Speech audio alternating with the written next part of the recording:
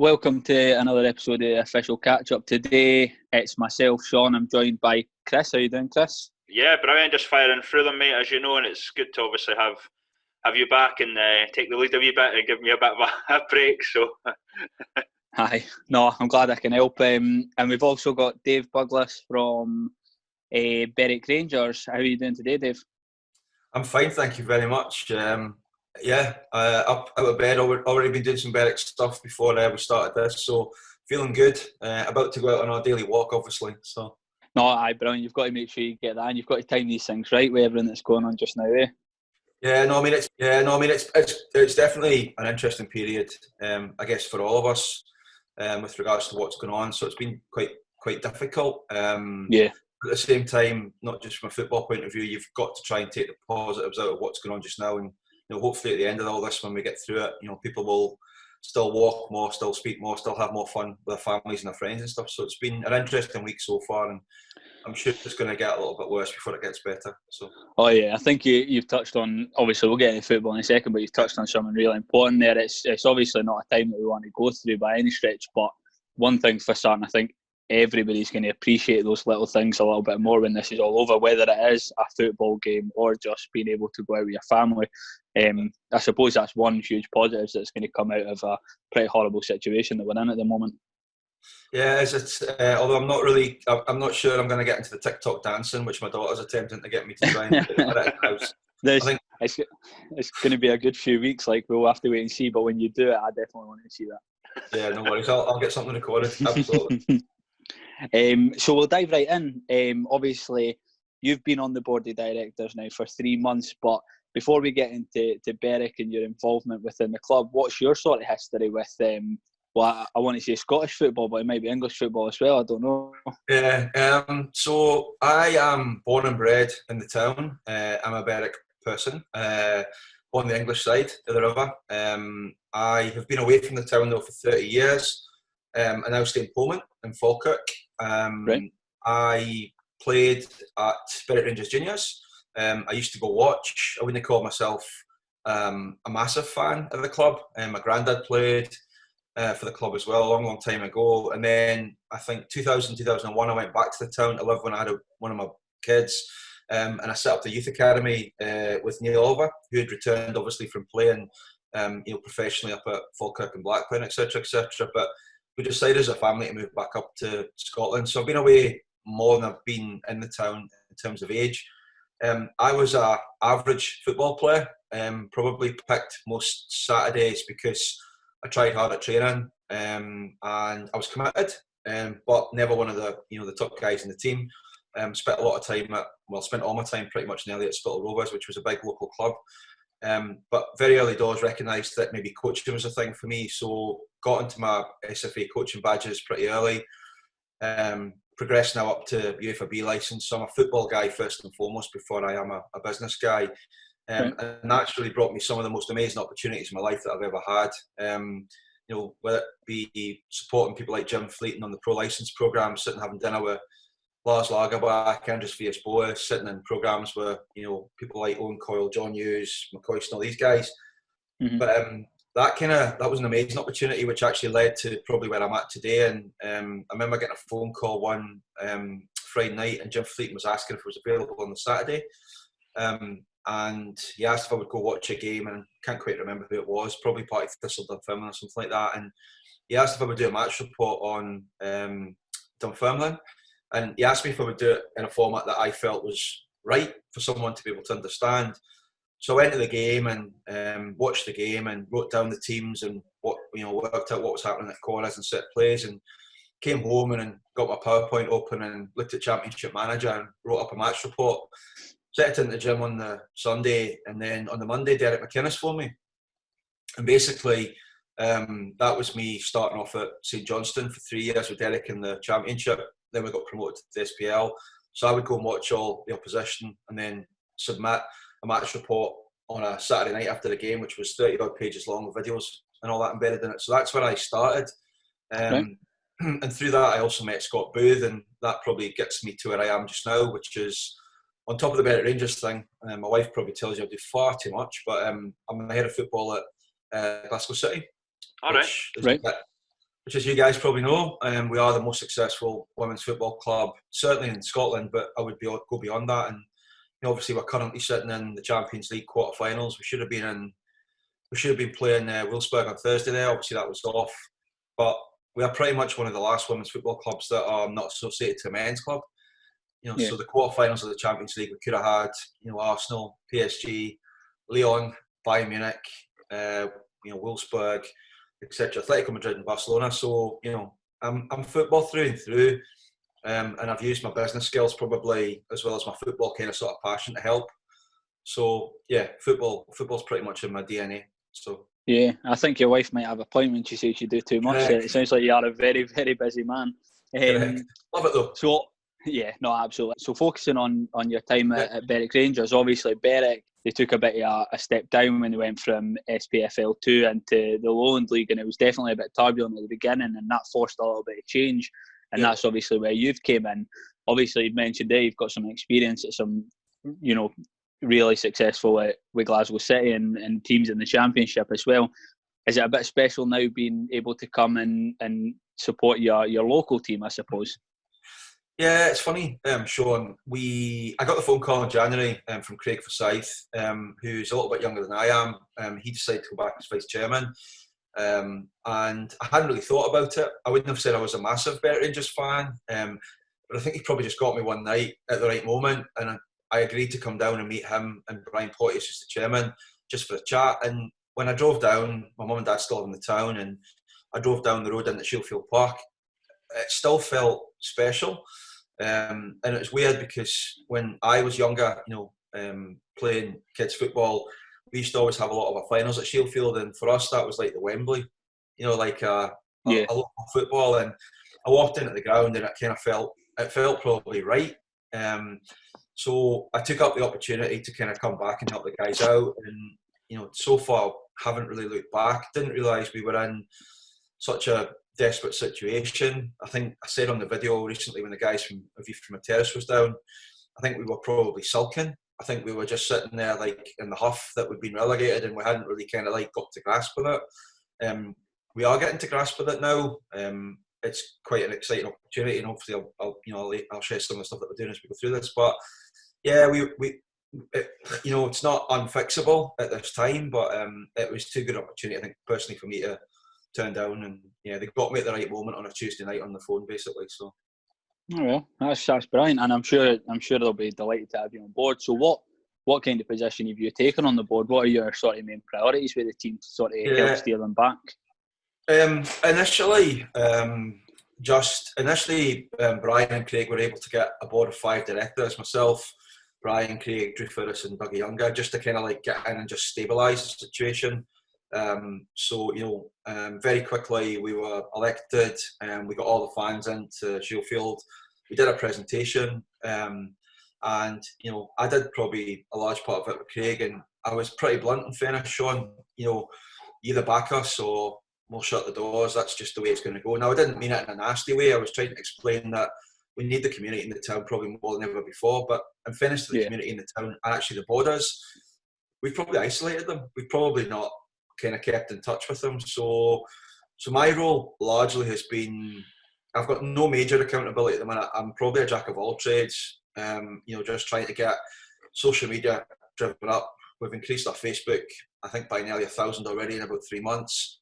Our Twitter following is one of the largest in Scotland. We've got a couple of amazing guys, Dale Jones and Martin Ingalls, who were always at the club, but just probably weren't being used the way that they should have been used. So we've just started to try and get these guys doing, much more around, try to kind of get the story going. And if you were to look at our Facebook now, I don't know if you guys follow it, I think there's something out pretty much every day, every other day, at least twice a day type thing. And it's not rubbish, it's, good concrete stories. One of the things that I was really keen on when I started was transparency and honesty. So it's not about the people before us who weren't transparent or they weren't honest.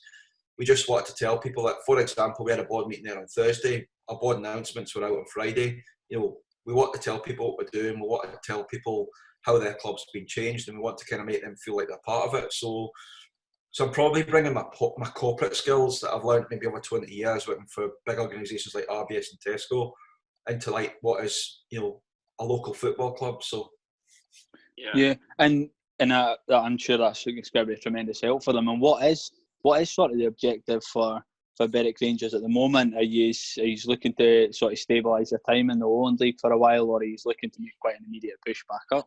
yeah, I mean, the first question you're going to get asked at any fans forum is, what's the chance of promotion next season?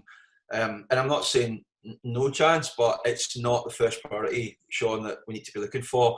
What we need to do is we need to engage with the community. So we need to have more people coming back through the gates, or using our social media and kind of keeping up to date. We need to sort out the finances. So we had 3 games there before we hit this patch where we had hospitality sold out. We have 8 people at hospitality like it used to be in the good old days. So income, engagement, and just a sensible business model, sitting underneath it. And then probably a relationship that's better with the manager and the board.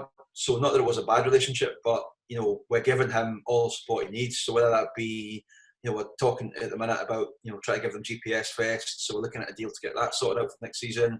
We want to make sure they've got the right facilities to train at. And then from there on, he can start to have more attractive conversations with players as we try to attract players to us, because we won't pay the most. There are clubs who are paying way more than us at the minute. We want to give players probably a bit of a different experience in terms of coming to Berwick. So, what kind of things have you got planned moving forward to sort of improve that community engagement, to get people through the doors? What's the plan for moving forward? Yeah, well, so we had the initial board that was set up in January, so we complemented that on Thursday night. So we ran, even these are just stupid things that we've never done before. We ran an advert for new directors about a month ago, and we were swamped, which was amazing. So on Thursday night, we appointed 5 new associate directors on top of the 5 that we already had. And ironically, one of them is from Greenock, and he's been heavily involved in Greenock Morton Foundation. So that's something that we want to look at. One of them's a novelist, a journalist, and an editor of a daily newspaper based in Ayr. Right. And a fan of Berwick Rangers based on the colours, because he's from Hull originally, Hull City. We've got a guy who's from Colborne, Lanarkshire, who is 15, 20 years in leisure, and also an entrepreneur who's launched a product and taken it to market globally. And then we've got a young guy who is actually a stone's throw from the pitch, but he's the head of digital and mobile at Aegon. So we're bringing in, rather than us bringing in bodies, we've brought in skills, engagement, foundation, set up a community trust, digital, etc. We've got the right people in. And what we're now going to look at doing is, we talked about when we started, new decade, new goals, new Berwick Rangers. So I guess what we've done, Shaun, for the last 3 months is just not put a plaster on it, but just understand it and do a bit of due diligence. But now we need to get ready for, getting it to the next stage. And ironically, we're probably one of the only clubs out there that see this as this period is probably an opportunity, because we're actually using the downtime. I mean, so for example, we 3 are sitting on Zoom this morning. I mean, we had a Zoom board meeting on Thursday night. It was brilliant. We probably got more done on the board meeting with the directors. We had a Zoom board meeting yesterday morning with the media guys. So we're looking at what do we do in the month of April. So we're going to start doing some playback games. So we managed to get in touch with the guys at Sky to get some assets of Berwick versus Celtic, Berwick versus Rangers, etc. So we're just trying to run us more like a corporate business, which might be quite grand for us being in the lower league, but I'm afraid that's probably what we need to do to make a success of this. And I think so far the fans have really warmed to it and they've really appreciated it. Yeah, absolutely. And social media is massive right now. You've seen it with everything that's going on just now. So 100% the right thing to be doing to getting your foot in the door in terms of that. So how's the club obviously coping with this outbreak? You've obviously said it's given you a brilliant opportunity to get a few things done and stabilise a few things, but how are you coping with it from a standpoint, your players and the loss of income and that kind of thing? Well, we had 1 game at home left, which was just odd. So the another disappointing thing about taking over than we did is there really weren't many games left. So we had 3 games at home before Spartans on the 11th of April, and we sold them out in terms of hospitality. So that was massive for us. The Edinburgh University game, when View from the Terrace came down, we let everybody in for free because we underwrote the gate receipts, and the Supporters Club and Supporters Trust were very kind. They gave us $7.50 each, and we covered the cost of what the income would have been. yet we raised probably more money with people putting money in a bucket that day than actually people paying to come in, which was ironic. That's good. So we haven't really lost too much income in that we had one game which was a total sellout. We've been very lucky that a lot of the people who bought hospitality have said just keep it, because actually it's the right thing to do, and we know that you'll look after us when we come back. I guess we've reduced our costs by the fact that we're not paying for buses, we're not paying for training lets now, obviously all that stuff's off. So our financial model that we had till the end of the season is quite robust and stable. We've already started to look at the government situation with regards to the furlough of players, like payment of wages. So because we had that appear, we decided as a board, I think it started last week, that we wanted to pay the guys until the end of May because it was the right thing to do. Now, they could have easily turned around and said, look guys, we'll take a pay cut or we're not going to pay you. But we just thought it was probably better for us as a club to pay whatever it was that for this month, for the next 2 months, that if we just did it, we would get probably more loyalty from them. And in fairness, the players have been blown away by that, Shaun, and a number of them have actually committed to come back already next season because it's the right thing to do. On top of that, we've got some other grant applications in with Northumberland County Council because we're in the hospitality sector and we've got a drop of income, then there's a way that we can actually go around getting the grant back into the club. So financially, tough, but not too much of a dent because we wouldn't have had that many games left. So that's why for us now the most important thing is we are actually ready to press the button when that whistle goes for that first game again. And so we know how many games roughly we'd have next season, for example, at home. We know how many players we're likely to have in the squad. So it's like selling player sponsorships, selling, match hospitality. I get you don't actually know who you're playing, I get that. But, we're just trying to get them into the ground to give them experience. So all very good. I mean, we're also looking at our retail proposition. We started a sale this week as well. I think we were the best stocked club shop in the whole of Scotland, never mind the Lowland League. And we ran a fire sale basically, which started on Thursday. I think we had 45 orders on Friday online from Italy, the States, all over the UK. I think we raised nearly $1,000 just in that straight away. So we know people love us and like us. We just need to be ready for when it kind of starts again. Absolutely, and I don't know how much you're leaving this to Ian and the Force team, but how much preparation's going into the season starting back up? Are you looking at the type of outcomes that we might see, or is it something you're sort of leaving to the side at the moment? No. We have multiple WhatsApp groups. So there's a WhatsApp group with Ian, Kevin, Darren Smith, myself, and Craig Forsyth, the vice chairman. So I try to give the guys as much information as we possibly can on a weekly basis, a daily basis if we can. He's already speaking to players regards contracts for next season, and we've got some announcements coming shortly with regards to that over the next couple of weeks. So, we're in constant dialogue. These guys are obviously hungry to find out what's going on from the joint response group. I don't think any of us know. We could wake up tomorrow morning and somebody says the league's finished for the season. Might not be. We don't know that. So we're trying to give them as much help as possible with regards to next season as well as just finishing this one out. For us, obviously, this season it's been probably not where Ian himself would admit that he had hoped to be, but at the same time, it's probably been a bit of a learning. So we now know what we need with regards to the next season to be ready. So we'll be as professional as we possibly can over the next few weeks ahead of finishing this season maybe or starting the next one. But he's getting absolutely all the support that we possibly can. And we've had, they're in constant dialogue with the players, obviously, and we're trying to get the players involved with the kids and that. So, we've got I think we're trying to gather questions for the players to do some interviews and stuff like that as well. You had that pretty big spot on national TV and a view for a terrace. How did that come about? Yeah, no, that was interesting. That was good. I kind of find that you send someone an email or a message like we did to you, they'll either come back and say yes or no thanks. So we did kind of sort of spend a bit of time, and my apologies to you guys, the pair of you. I didn't really know about what you did, and then I started listening to your podcast, which are great. So we just reached out. We just dropped an email, and for it, if you ever see me and meet me, I'll probably have my Mac in my hand. It's never too far away from me, and so it was no more than us dropping a note in after me watching it on a Saturday night living up here in Pullman, and they came back weirdly and said, yeah, it'd be really quite an interesting wee story in that, and so they got in touch. We kind of sort of scribbled something out. Anne, the merit in it, I used to go to school with her brother, so I knew Anne and stuff like that. But yeah, it was good fun. They were down for a day, and I think what was really lasting for me when they left was you guys should be in the Championship, never mind the local league. And it's like, well, yeah, but we are where we are because we've probably neglected it. So now we need to work really hard and try and get ourselves ready to try and get back out of it and that. So I think Scottish football anyway, you both know it's going to be very different in the next few years. The landscape is going to change. I suspect the league's going to change and the pyramid's going to continue to evolve in that, Shaun. But yeah, it was good fun. And then again yesterday, which was really fun, we had a planning meeting yesterday morning. We were talking about doing some playback games. So next season, I think we're probably going to be doing a lot more streaming of our matches on maybe something like MyCujo. So we were trying to get some old assets back from Sky Sports matches. And I don't know Luke Shanley, but no Brian Swanson. So I just sent them both a LinkedIn invite and asked them. And Luke and I then had 5 or 6 emails back and forward, which was brilliant. So he's going to try and do his best to get us the Rangers matches and the Celtic matches. And we'll play them back at 3 p.m. on a Saturday in the next few weeks. So you just have to ask, Shaun. And if you don't get it, you don't get it. So.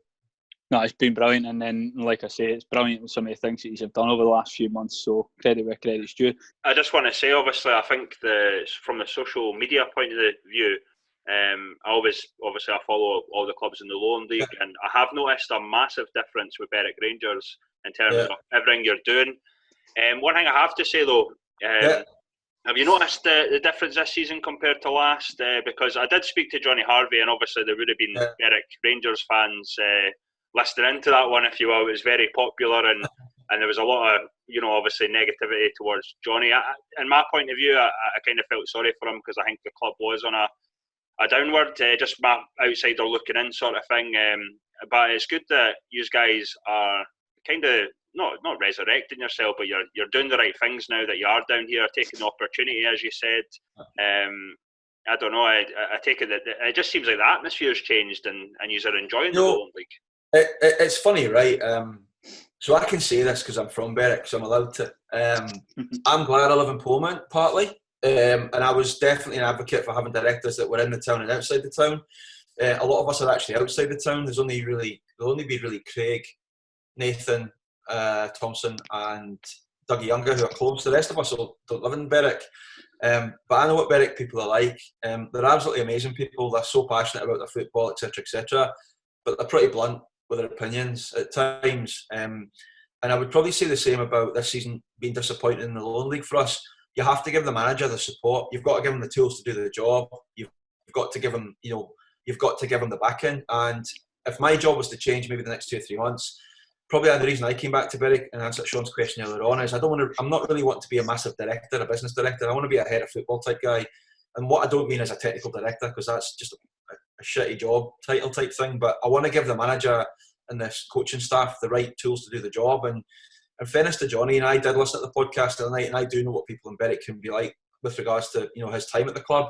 Maybe he wasn't given completely the tools to do the job. Maybe he wasn't completely given the backing in the right kind of way. So I don't know the guy. I don't really kind of know what the tenure was like. Yes, it was disappointing we got relegated, but we need to back any manager that we bring in, and that for me is my task when we move forward next season. So I will hopefully move away from the social media, move away from some of that stuff, because I'm bringing in good guys to do it, and probably make sure the manager has the tools to do the job. And then thereafter, if he does it well, then absolutely fantastic. And if he doesn't, then okay, fine, that's a different conversation. So, but yeah, I did listen, Chris, on Friday night, which is what kind of drew me to it, because I saw a couple of people mumbling about it that a podcast had been put up. So I thought, I'll give it a wee listen, and I thought he was absolutely fantastic. I thought he's a really passionate guy, talks well about football. Yes, okay, talking well and doing well is 2 different things, but he had nothing but positive, nice things to say about our club. So yeah, and that's where I sort of, as I say, that's my opinion. I did obviously have to ask a few questions about Berwick, because I knew the guys would be listening in, and I did expect a wee bit of a reaction as well. But as I said, I just think it was a tough time for the club, tough time for obviously Johnny, and I do believe he tried his best and whatnot. He said it himself, mistakes were made, and he was finding it tough. But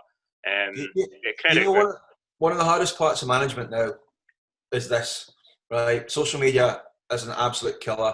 You get a guy who's just came off a pitch and he's got beat, and you grab him at probably the most inopportune moment of his day. He's probably gutted because he's probably looking forward to that game all week. And sometimes it's hard for fans to understand.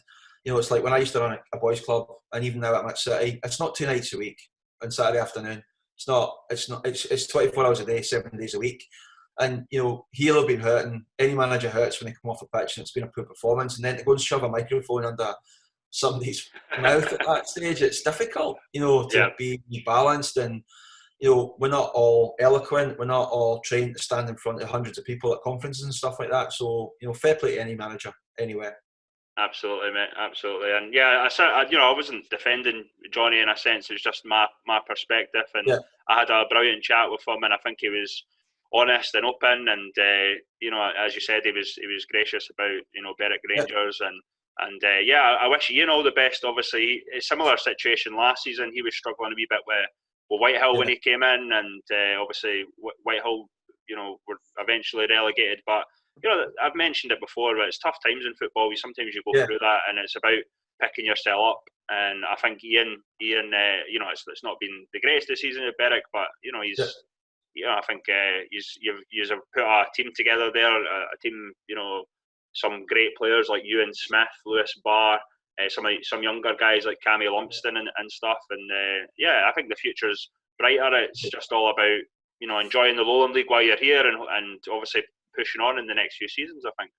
Indeed, lots to plan. So I just wanted to probably thank all our supporters. The ones that will be listening, because we'll advertise it on our social media. We've done this, but we just want to thank all our supporters and our sponsors so far since we've taken over, and how supportive they've actually been. And likewise, we wish all the other clubs in the Lowland League, all the very best in the next few weeks. And obviously, hopefully, we'll see a lot of them again at some stage. Maybe the end of this season if that happens, or certainly at the start of next season. Absolutely. So thank you very much for coming on today. If you don't already follow Berwick, it's worth giving them a follow, obviously, because there's going to be a lot going on over the next few months. Thanks again for coming on today, Dave. You're welcome. Cheers, Shaun. Thanks, Chris.